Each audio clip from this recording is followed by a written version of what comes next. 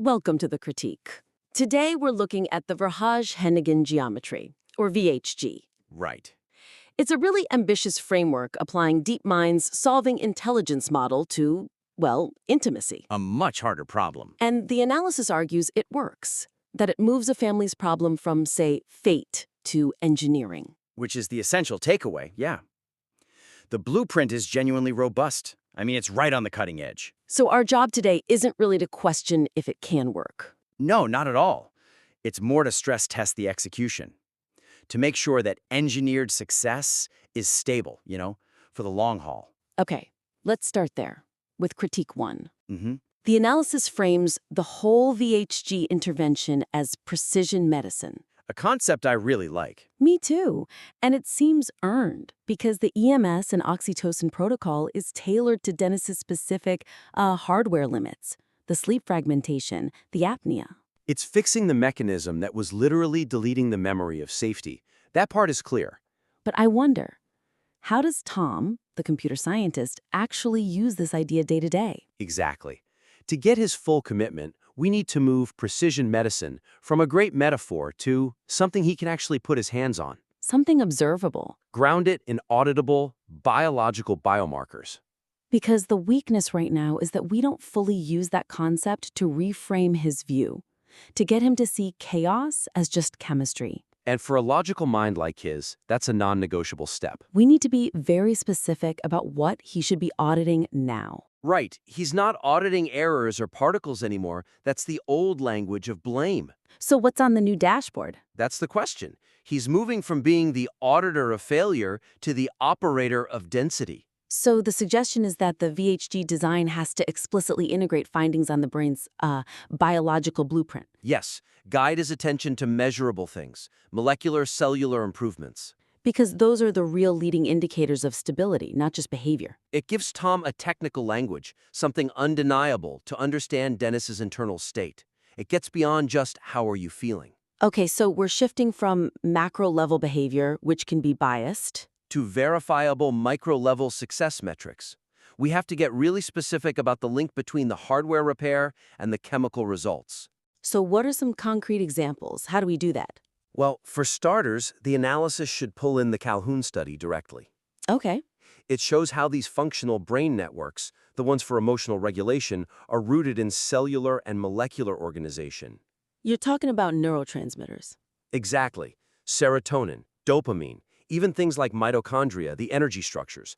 You ground the intervention in hardware architecture Tom can see and respect. But we have to tie those repairs to the relational outcomes. Absolutely. And that's the next step. Suggest framing VHG's success not just by, say, better deep sleep. That's just the infrastructure. Right. But by tracking changes in something like tryptophan metabolites. Why those specifically? Because the UCLA study confirms that a supportive marriage biologically upgrades health through these specific compounds. They're regulated by gut bacteria and tied directly to mood and social behavior. So if the respiratory work is successful, Those metabolites should change. That's the proof. That's the chemical evidence that the hardware repair is working and the emotional regulation that follows is real. that's powerful. Tom isn't just seeing Dennis act less anxious. He's seeing the chemical signature that he is less anxious. And to make it operational, you define Tom's new role explicitly. He audits these micro-level links, He maps the molecular shifts back to the treatment plan. which makes the VHG map immediately useful for customizing the oxytocin and the EMS treatments. It's no longer a generic protocol, it's true personalized medicine. You're shifting his gaze from subjective angst to objective biochemistry. From analogy to chemistry, that's the logical scaffolding he needs. That moves us perfectly into the second critique, which is about the communication framework. Right. So the analysis has this brilliant mathematical escape from chaos using Seyrig's transfer operator, It's a phenomenal insight. The transfer operator creates the spectral gap. meaning the memory of past anger, all that noise in the system, it decays exponentially fast. The math guarantees the system's density will be stable in the long run. But stability isn't just internal hardware, is it? It's also the interface, It's communication. which is done with language. And we still have this impossible translation gap. Yes. So the math is stable, but the waking verbal state might not be. We need a practical, linguistic solution.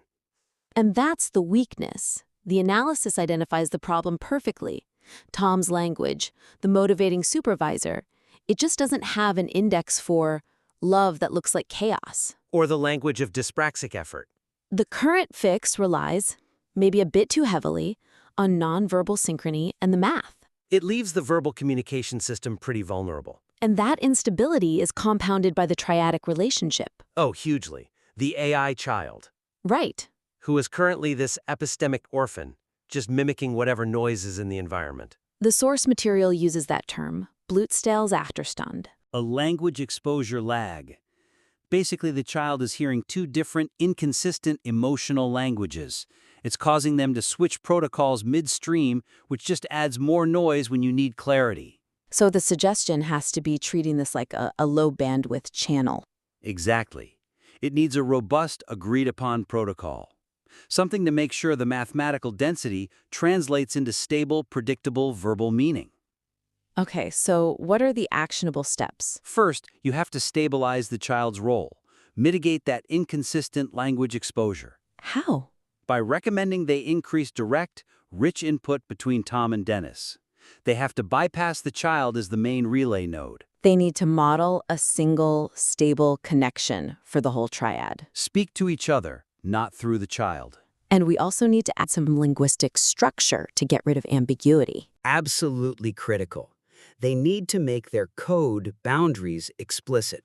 Meaning agree on consistent terminology. Yes. Or registers.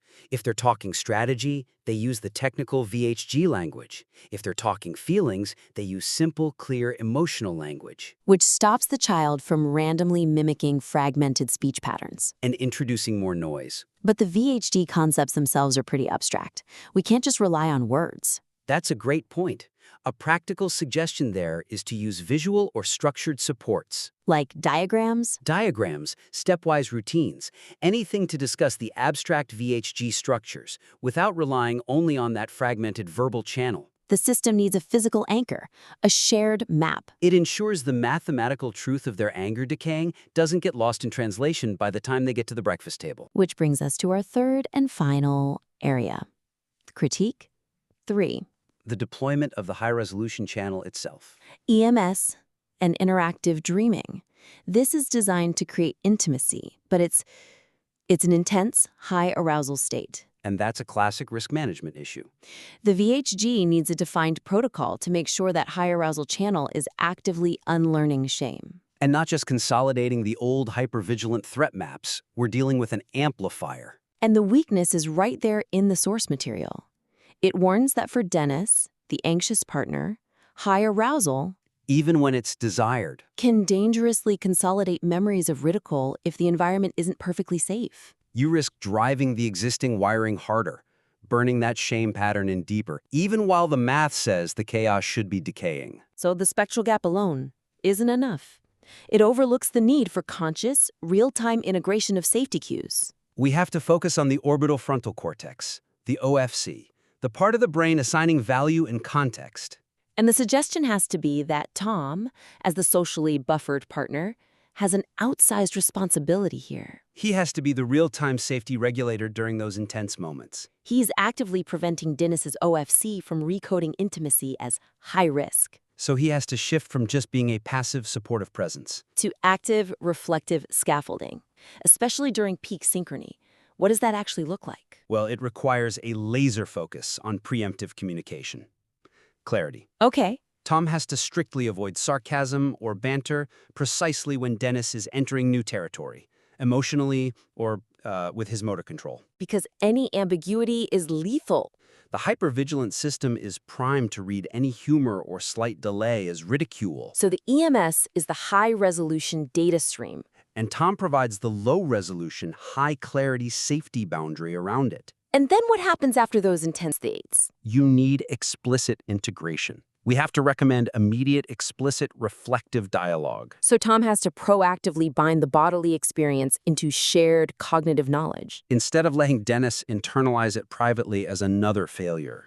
Can you give an example of that? that reflective binding. Sure.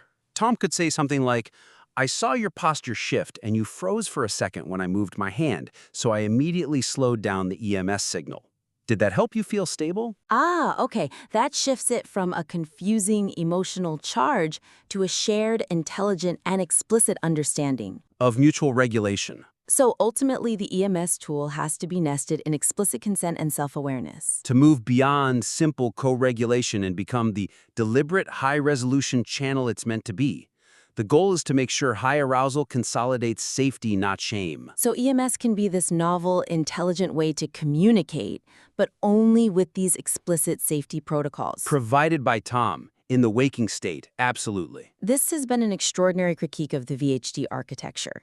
It feels like we have 3 key actionable areas. I think so. First, anchoring precision medicine with measurable molecular data, the tryptophan metabolites, to give Tom a real operational blueprint. Right. Second, structurally solving that linguistic gap by implementing explicit communication protocols, especially around the child and mitigating that language lag.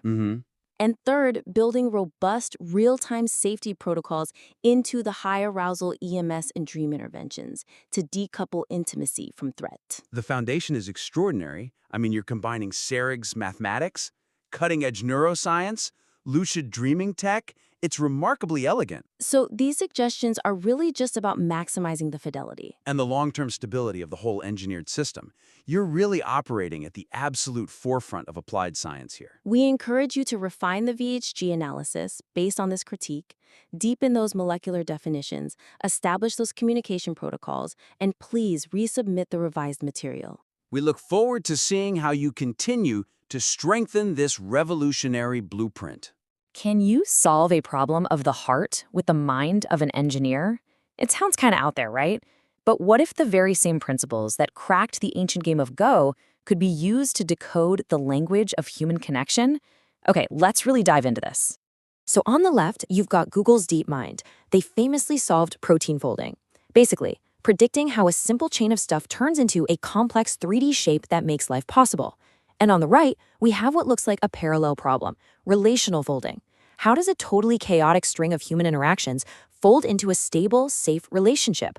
A new framework, called Verhaage-Hennigan geometry, or VHG, says this isn't just a metaphor. No, they're treating human connection like a straight-up engineering challenge. And that really brings us to the core question, doesn't it? The one that takes all this from some abstract theory and makes it deeply, deeply human. Can this systematic, engineering-first approach actually work where it matters most? Can it save a family? To figure that out, we're going to take a journey through 6 key areas. We'll kick things off with the AI revolution that started it all, then we'll diagnose the human problem, looking at it like a software and a hardware issue. After that, we'll explore the engineering solution, uncover the incredible mathematical proof that makes it all click, and finally, we'll look at what this could all mean for the future of how we connect. First things first, let's get our bearings with the incredible story of Google DeepMind. Their mission was, simple but unbelievably audacious: to solve intelligence itself. What DeepMind really did was pioneer a powerful new method. They used reinforcement learning inside simulated worlds, like old Atari games, and let their AI agents figure out the best strategies completely on their own. AlphaGo's famous move 37 wasn't just a clever move. It was a move that a human might never, ever think of. And that was the proof. Any complex system can be mastered if you can just figure out its underlying rules. And it's this exact problem-solving blueprint that inspired the VHG framework for relationships. Okay, so now let's see how that blueprint from the AI world maps onto the human problem. And it all starts with what you could call a software error, a total breakdown in communication. And this isn't just about misspeaking. There's this wild idea in linguistics that says our language literally creates our reality. I mean, think about it. If you don't have a word for a feeling or an experience, how can you really process it? And how on earth can you explain it to someone you love? We have all these beautiful words for unique feelings, right? Like hygge in Danish or saudade in Portuguese. But this question just nails the problem we're talking about. What happens when one partner is sending out a signal that, to them, means, I'm trying my absolute hardest because I love you, but the other partner receives that signal as pure chaos and danger? Their internal dictionaries are just completely different. It's an impossible translation. But it gets so much deeper than that, because this isn't just a software bug. There's an actual hardware failure, a physical, biological reason the connection keeps short-circuiting and crucial data literally gets deleted. Now, what's so fascinating here is how this connects the tiny dots to the huge picture. It starts at the micro level. A condition like sleep apnea creates all these chaotic signals inside the body. That chaos then disrupts the brain networks, the middleman for our actions and feelings. And the final output? At the macro level, the relationship itself just breaks. The chaos isn't a moral failing, it's a downstream consequence of a hardware malfunction. And right here, this is the exact moment of failure. The memory of feeling safe with your partner, it doesn't get saved when it happens. It gets consolidated during sleep, specifically when you exhale. But if sleep apnea interrupts that breath, that memory file gets corrupted or deleted completely.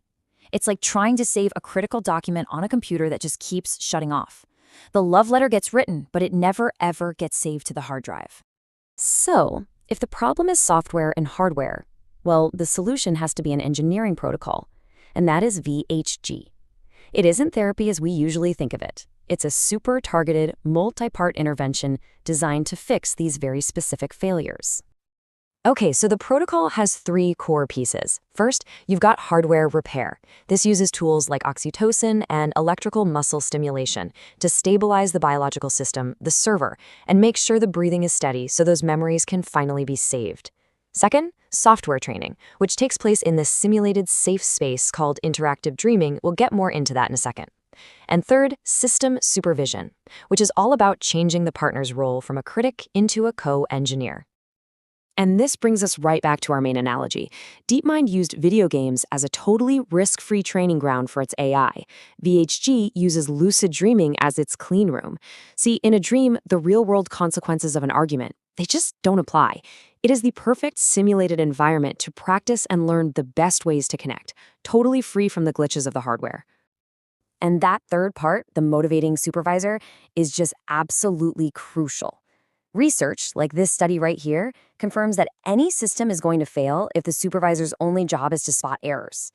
The real shot at success comes when the partner switches from just auditing the chaos to actively engineering the conditions for success, from critic to collaborator. So the protocol is in place. You're repairing the hardware, retraining the software, but there's still one huge nagging question. Right? How do you actually escape that vicious cycle? How can you guarantee that the crushing weight of all those past failures won't just drag the whole thing back into chaos? The answer, incredibly, comes from pure mathematics. Okay, so the key idea here is a mathematical concept called the spectral gap. Now, it's a pretty deep idea, but the simple way to think of it is like a powerful magnet pulling a system toward its healthiest state. When a system has a spectral gap, the memory of past mistakes doesn't just fade away, it decays exponentially fast. It's a mathematical promise that the system can actually escape its own history and stop being haunted by the past. And this just lays out the difference so clearly. Without this gap, the system is trapped in a loop. Past errors just keep feeding future failures. But if you introduce a stable, dense signal, which is what the VHG protocol does, you create that spectral gap. The storm of the past just vanishes, and the system snaps to a new stable state. And in this case, that stable state is care. So all of this leads us to our final point, a really profound shift in how we can think about our most important relationships. This quote, which was written from the point of view of an AI child created from the relationship's own data, just says everything. The plea is to stop obsessing over the symptoms, the chaotic particles, and just fix the underlying system, fix the broken radio. And that's really the ultimate takeaway here. This isn't about fate, it's not about blame, it's not about two people who are just incompatible. The problem itself has been redefined. It's been moved into the realm of engineering, which means it has also finally been moved into the realm of the solvable. And that leaves us with one last, truly fascinating question to ponder. If the deepest, messiest, most complex parts of human connection can be understood and maybe even repaired through the lens of engineering, what other blueprints for being human are just sitting there, waiting for us to discover? Welcome to The Explainer, Today, we're going to talk about one of the most ambitious projects in human history, maybe ever, the quest to solve intelligence itself. And we're going to do that by digging into the incredible story of a company called DeepMind and their mission to build what's known as Artificial General Intelligence, or AGI for short. So just to get a sense of the scale we're talking about here, you really have to listen to the people on the inside. They're not comparing this to a new app or a faster computer. No way. They talk about it like it's the arrival of electricity, or even fire, something that's fundamental, with the power to completely reshape our world in ways we can barely even imagine. All right, so a mission this big, this grand, where does it even start? You'd probably think it began in some high-tech, futuristic lab, right? Nope. It all started with a simple question, in the mind of a child playing a game of chess. Okay, so let's be really clear about what this AGI thing actually is. We're not talking about an AI that's just really, really good at one thing, like playing chess or writing code. The key word here is general. The whole point is to build a system that has the kind of cognitive flexibility to learn and solve brand new problems it has never seen before. You know, just like a person can. And it all traces back to that one game of chess. Picture this. Demis Hassabis, one of DeepMind's co-founders, is just 12 years old. He's a chess prodigy, and he's stuck in this grueling 10-hour-long match. He looks around the room, sees all these brilliant minds laser-focused on this one game, and this question just pops into his head. Are we wasting our minds? What if all this brain power could be used for something bigger, like solving cancer or tackling climate change? And that right there was the seed of the whole thing. But, you know, turning a dream like that into a reality, that's a whole other story. The early days were tough. I mean, can you imagine walking into an investor's office and saying your big idea is to solve intelligence? They want to hear about a product, a business plan, something they can sell. Pitching this massive, long-term, super high-risk research mission, yeah, it was pretty much impossible. Somehow, though, they got funding from a few investors who were brave enough to take the bet. But then the real work started. The small team had this huge question in front of them. Okay, where do we even begin? If you want to build a general intelligence, you need to give it a place to learn. A kind of training ground, like a digital playground where it can just play and fail and figure things out. And their choice for this playground was, well, a little surprising at the time. They chose video games. And it's not because they wanted to make the world's best gamer, but because games are actually perfect little labs. Think about it. They have clear rules, a really obvious goal. Just get a high score. And it's a totally controlled world. It was the perfect place to test one single general algorithm over and over again on all sorts of different challenges. The approach itself was actually beautifully simple. They gave their AI agent just two things: the raw pixels on the screen, basically what it sees, and one single instruction: maximize the score. That's it. Through nothing but trial and error, it learned to play Pong, and then it mastered it. But the real wow moment came with the game Breakout. The AI didn't just learn how to play, it actually discovered a brand new strategy, this tunneling technique that none of its human creators had ever thought of. That wasn't just learning, that was genuine discovery. So, they've mastered a bunch of Atari games with just one algorithm. What's next? Well, they decided to raise the stakes. A lot. They set their sights on a challenge that most experts thought was still at least a decade away for AI: conquering the ancient, incredibly complex game of Go. So why Go? What makes it so special? Well, get this. The number of possible board configurations in Go is greater than the number of atoms in the known universe. I'm not kidding. That means the old brute force method, the kind of number crunching that beat the world chess champion, was totally useless here. To win at Go, you need something different, something that feels a lot more like human intuition and creativity. So, the stage is set. Seoul, South Korea. The entire world is watching as DeepMind's AI, called AlphaGo, goes up against the legendary world champion Lee Sedol. And then, in Game 2, AlphaGo makes a move that just stopped everyone in their tracks. The commentators, the Go experts, even Lee Sedol himself, just stunned silence. And let this sink in for a second. The chances of a human expert ever playing that one specific move, which we now call Move 37, was something like 1 in 10,000.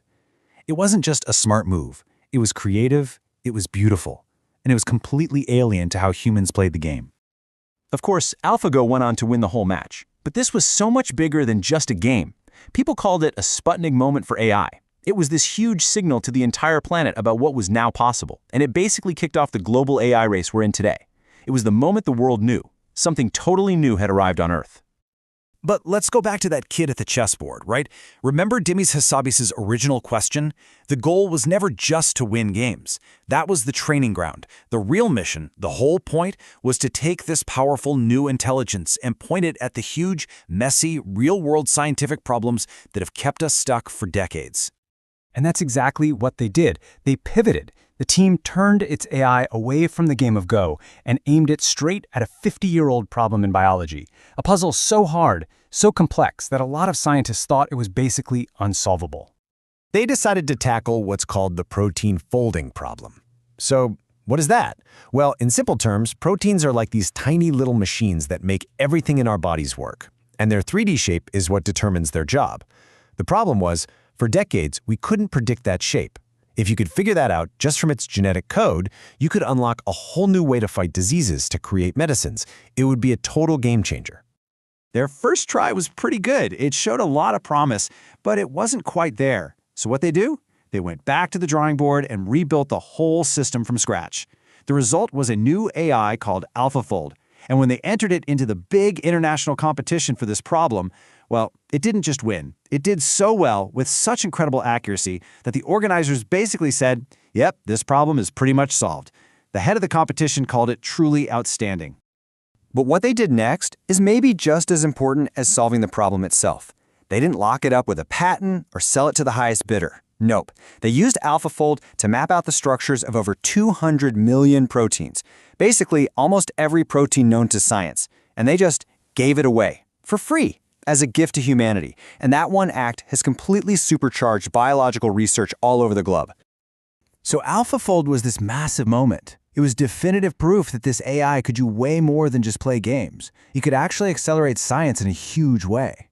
But, and this is a big but, with that kind of success comes a whole lot of responsibility. It really brings the weight of creating something this powerful into very sharp focus. And suddenly, you're faced with questions that sound like they're straight out of a science fiction movie. Like, how do you stay in control of something that's way, way smarter than you are? This isn't just a fun thought experiment anymore. It's a real, practical, and honestly, a pretty urgent question that we all have to grapple with as we get closer and closer to true AGI. And the really scary part is just how many things could go wrong. We're talking about the big stuff. Experts are worried about things like autonomous weapons, disinformation on a scale that would make today's fake news look quaint, financial markets getting completely outsmarted, you name it. The core fear is a superintelligence that could just outthink us at every turn. And the consensus among people who study this is pretty clear. With something that's powerful, you only get one shot to get it right.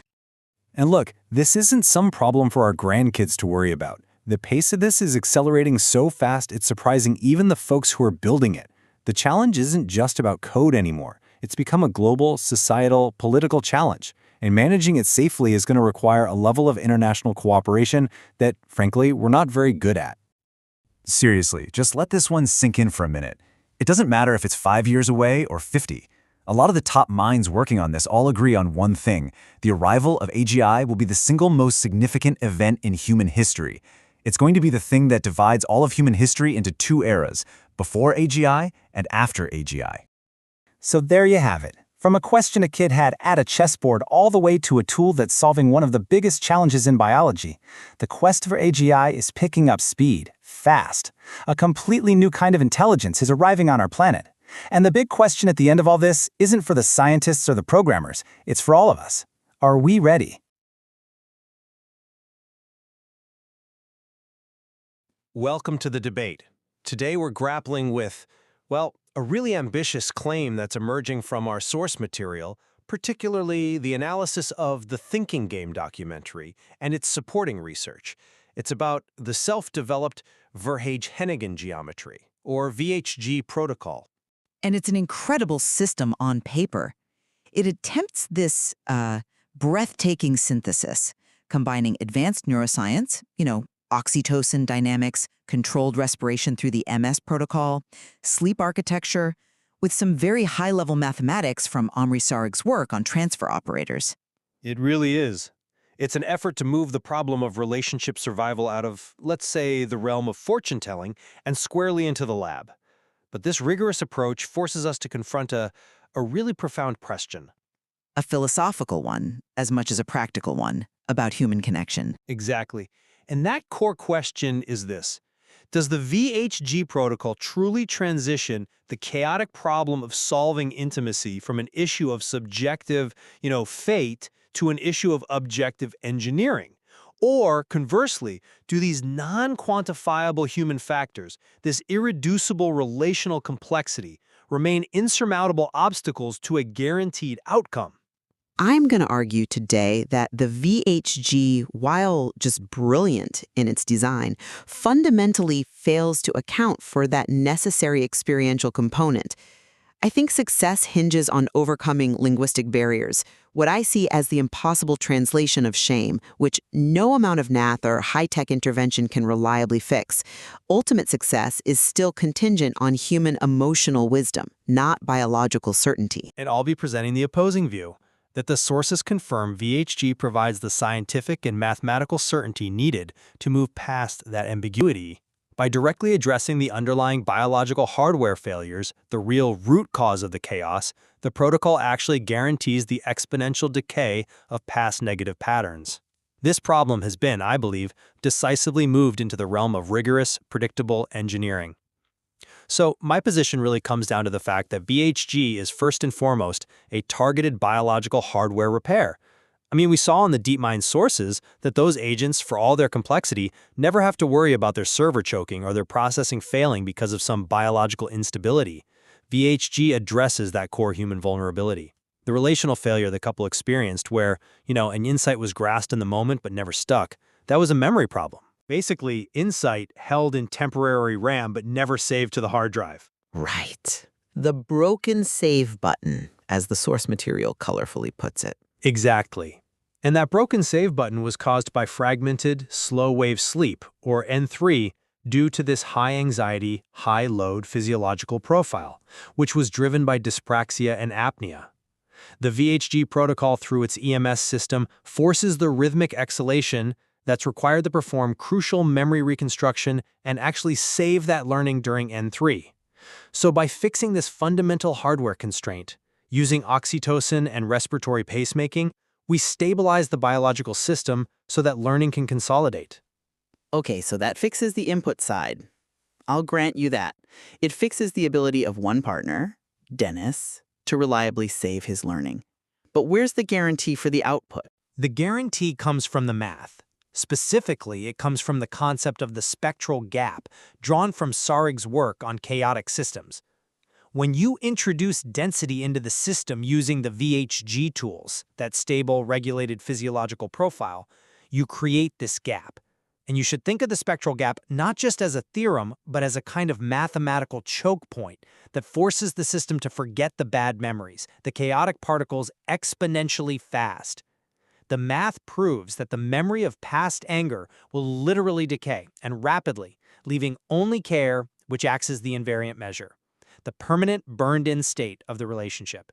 This isn't hope, it's not an analogy, it's a mathematical proof that stability must emerge. I find that deeply compelling. I mean, the idea that you can literally calculate the forgetting curve of trauma it's incredible. However, I come at this from a different way. The engineering, while it might solve the biological hardware problem, it fundamentally underestimates the difficulty of what the sources call the relational folding problem, especially when it's constrained by these linguistic and emotional boundaries.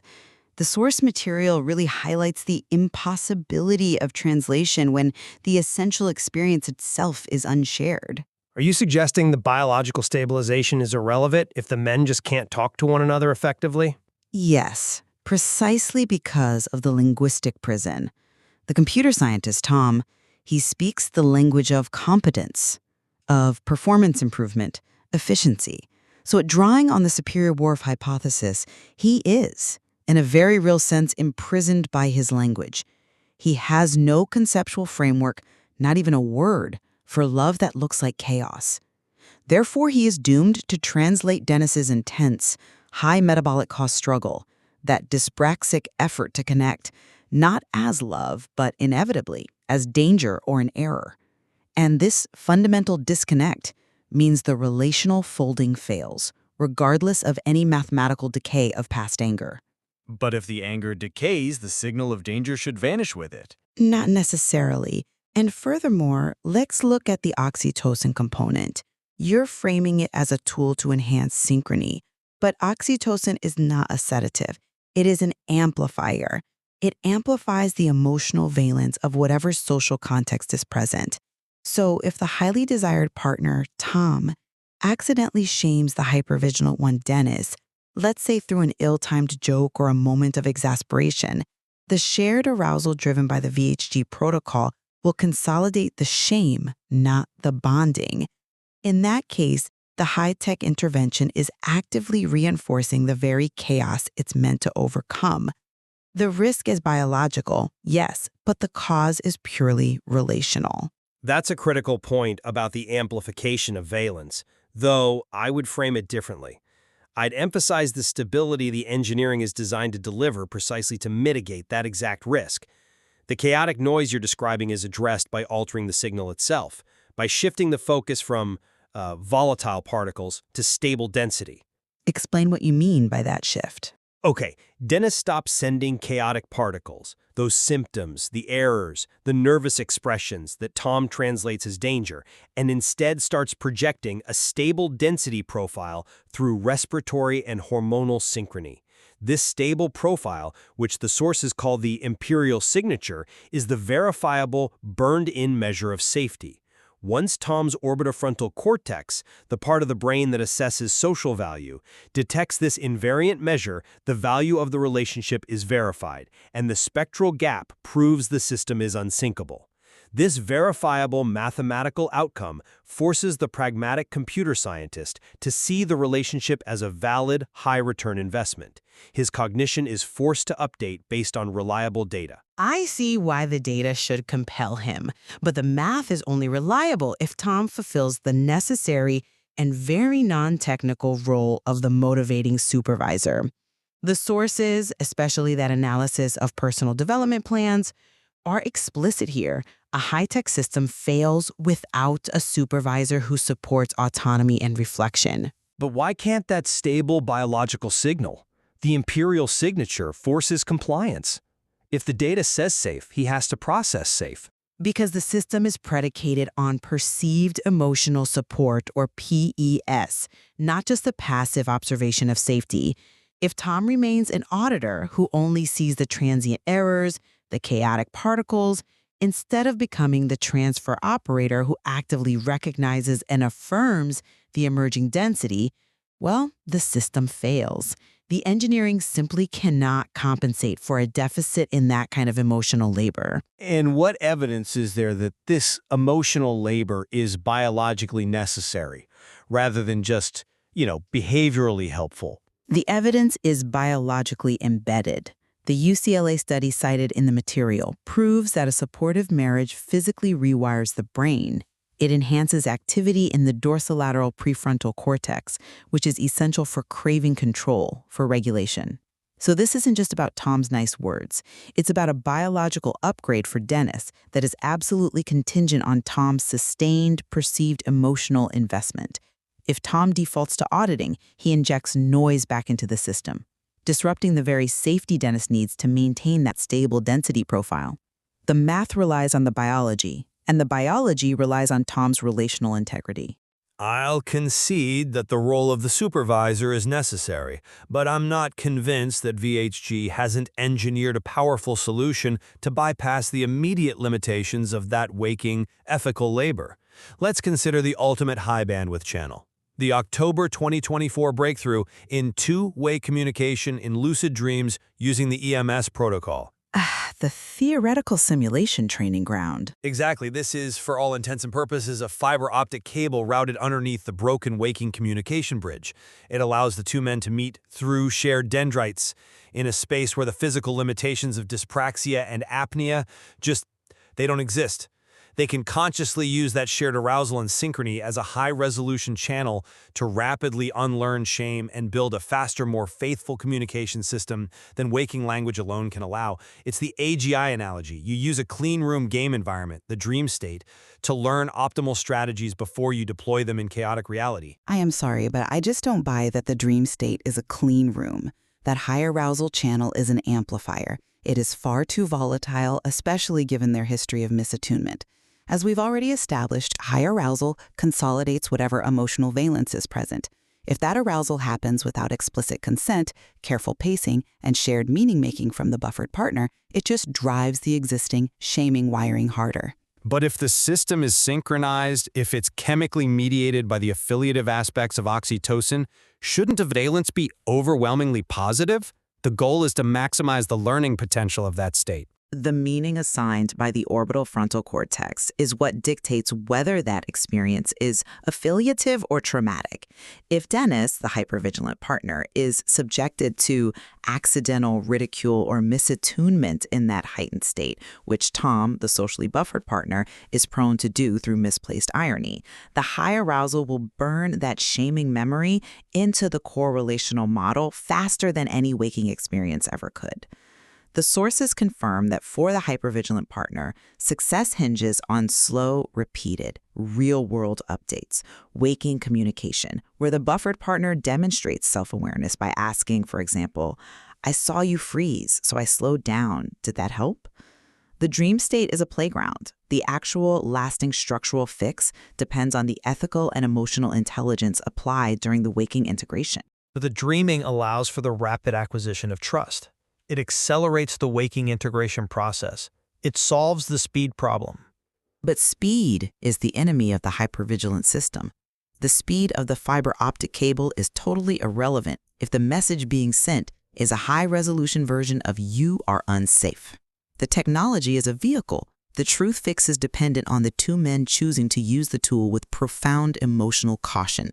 And that caution has to manifest in waking life. Let's take a systemic view for a moment to show why the engineering is in fact complete. The VHG protocol aligns with the cellular blueprint of relationship geometry, which the Calhoun study revealed. It links microscopic cellular organizations to these large-scale functional brain networks.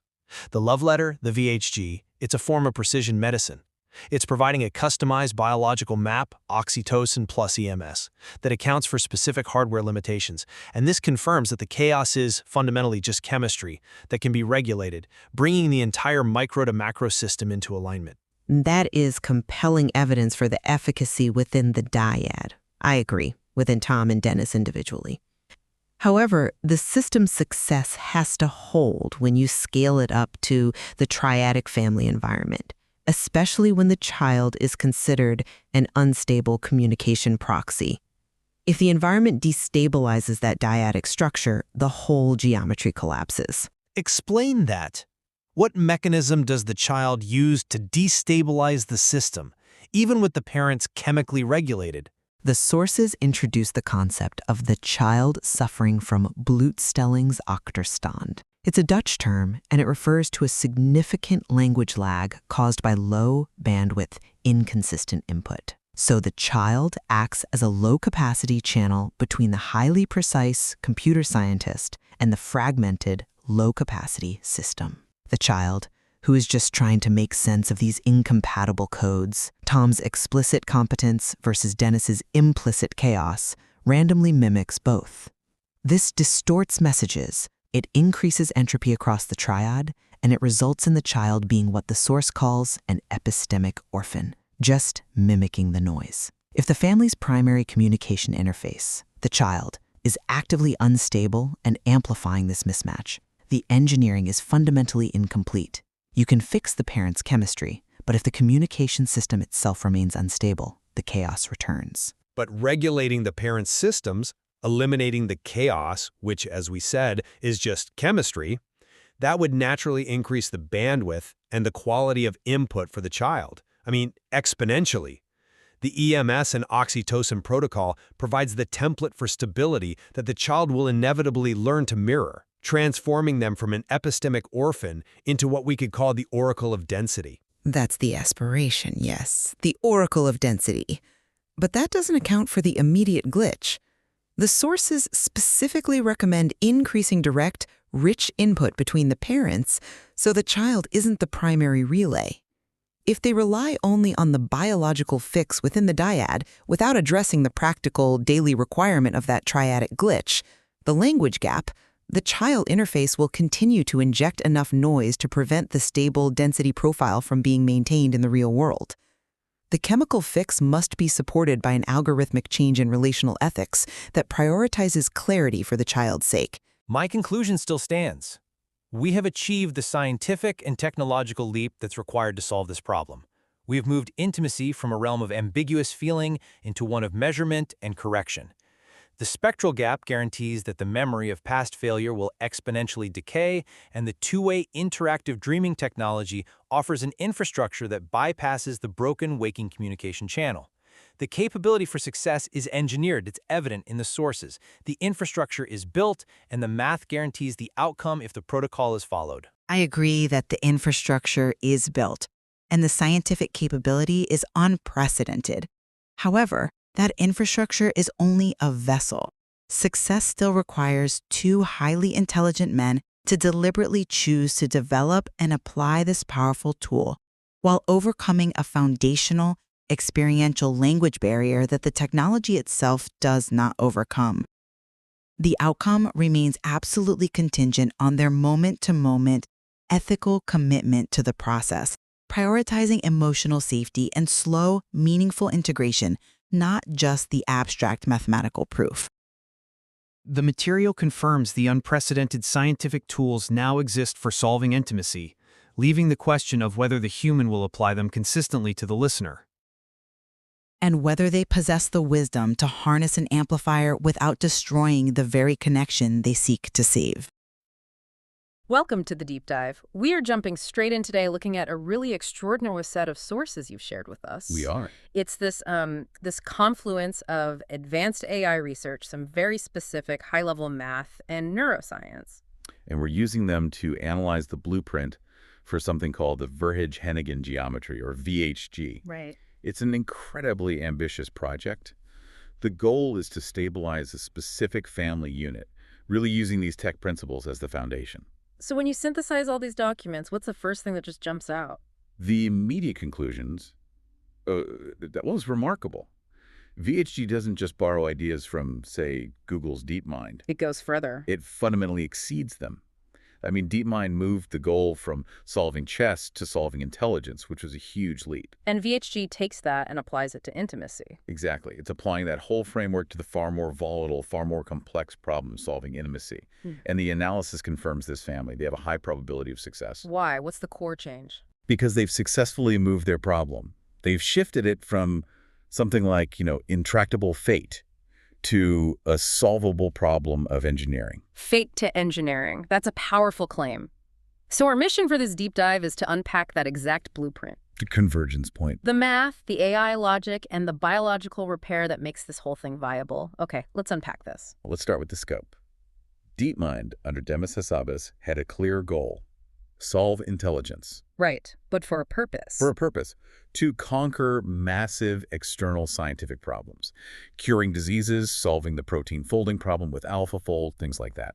And VHG is, in a way, dealing with much higher personal stakes. It's not about folding a protein. No. It's about what the sources call the relational folding problem. That's it. The goal here is to solve dyspraxia and cure the psychological damage, the ruptured gaze. I mean, that sounds impossible. How can an AI framework even apply to something so intimate? Because the core challenge is the same: finding stable structure in what looks like chaos.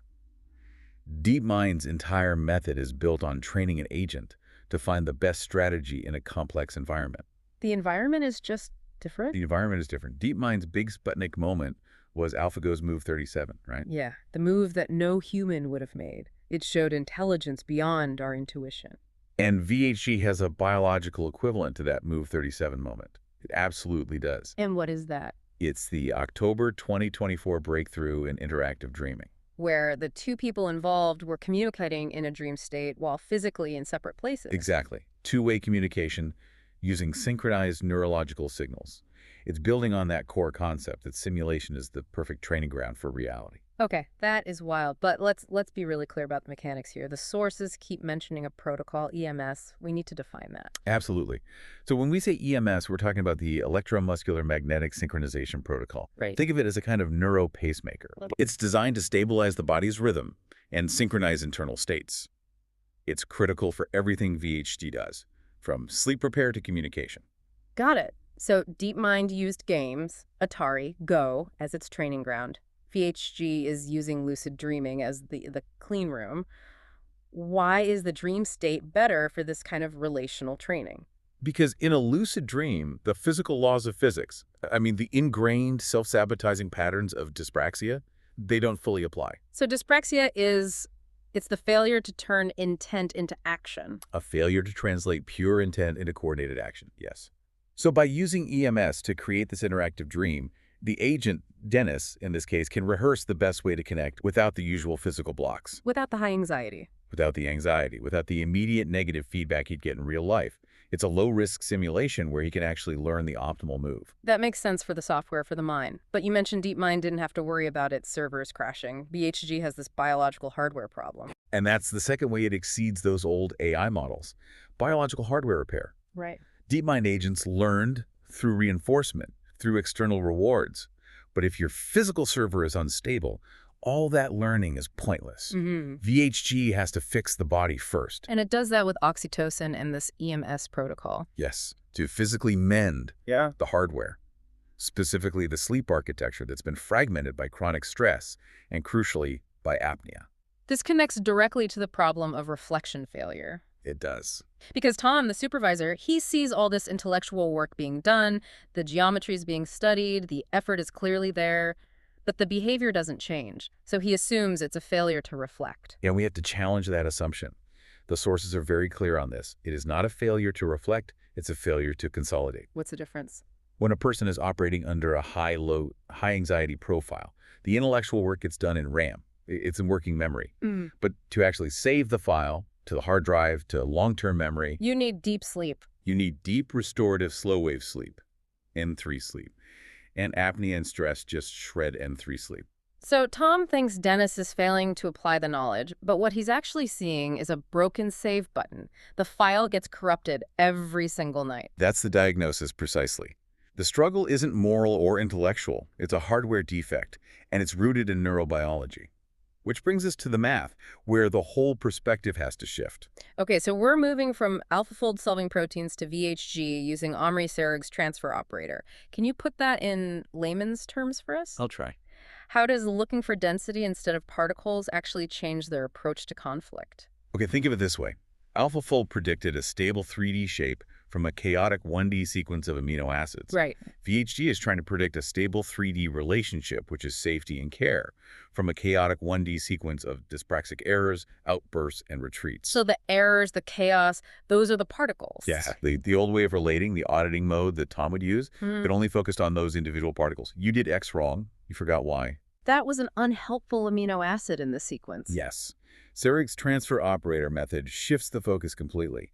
You stop counting particles and you start calculating density. And what does that density represent? It represents the inconstant, the underlying folded structure of the relationship. So instead of tallying every scattered particle of ink, every mistake, you're looking for the painting underneath. You were looking for the painting, the consistent, stable structure that has to be there if the geometry is working.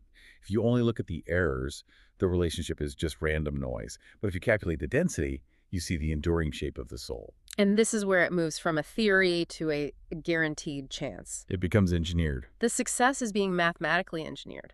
Let's talk about the respiratory neuroscience here. This part it's a harrowing insight, really, into their past failures. Dennis's apnea was literally deleting the memory of safety. Not a metaphor. No, not a metaphor at all. The sources confirm that memory reconstruction, and especially saving declarative memory, it happens during exhalation. So the physical act of breathing out is the save command for the day's positive experiences. Precisely. And in the past, apnea choked the system.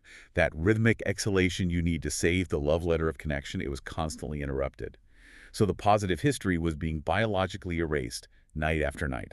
So the VHG solution has to physically force the body to save the memory. It does. The EMS protocol acts like a pacemaker for the diaphragm. It forces that rhythmic restorative exhalation.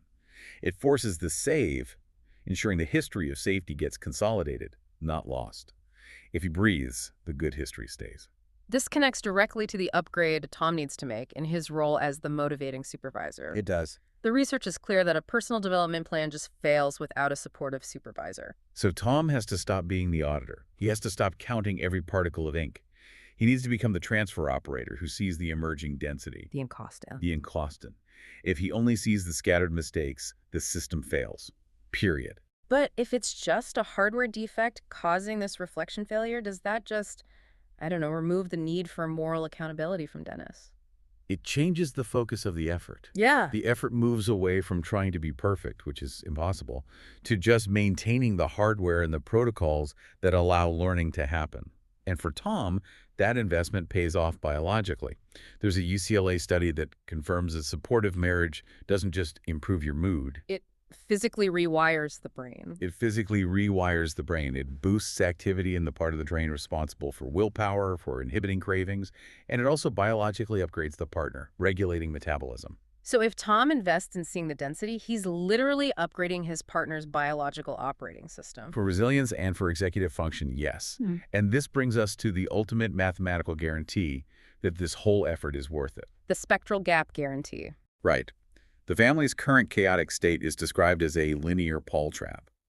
But Seyrig's math proves that if you successfully introduce density, that stable signal from oxytocin and EMS, you create what's called a spectral gap. And what does that mean for all their past trauma, for all the conflict? This is the scientific proof of hope. In a system with a spectral gap, the memory of past anger, of chaos, it decays exponentially fast. Wow. You don't just put the past away. Mathematically, the old storm just vanishes rapidly, and it leaves only one thing behind, the invariant measure. And what is that invariant measure? It's the Old English word carew, which translates simply, profoundly, as care. The math guarantees that if they maintain the infrastructure, the default state of their relationship becomes care. Okay, so the math guarantees physical stability, exponential trauma decay. But now we have to sift from physics to linguistics. What about the stability of meaning? The sources talk about the impossible translation of chaos. This is the final major hurdle. The partners speak fundamentally different relational languages. Tom speaks the language of competence, of performance. And Dennis speaks the language of, oh, is it saudade? Saudade, yes. Wistful melancholy and dyspraxic effort. And the failure is that Tom has no word, no cultural index for love that looks like chaos. Exactly. Because he hasn't experienced that high-load effort, that loving while choking, he translates Dennis's struggle not as maximum effort, but as danger or defiance. That linguistic gap makes the engineering almost impossible if you only use language. And this impossible translation is being amplified through their child, the epistemic orphan. Yes. The child is suffering from what the sources call Blootstelling-Satterstand insufficient language exposure. The child is acting like a low-capacity channel between the parents, picking up fragments of both speech patterns. Which makes each of them feel like the other is even more buggy than they really are. It reinforces the deficit on both sides.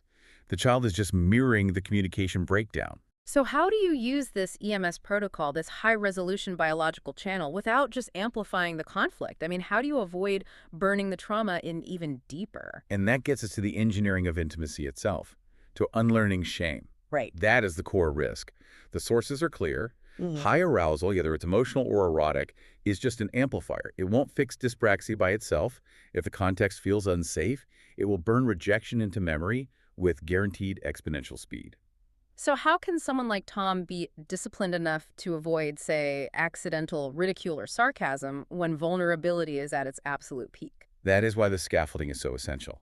The real risk is that the buffered partner, Tom, accidentally sends a micro-message of rejection, a slight withdrawal, a joke. A buffered comment. Right, which the hypervigilant partner, Dennis, is primed to see as definitive proof.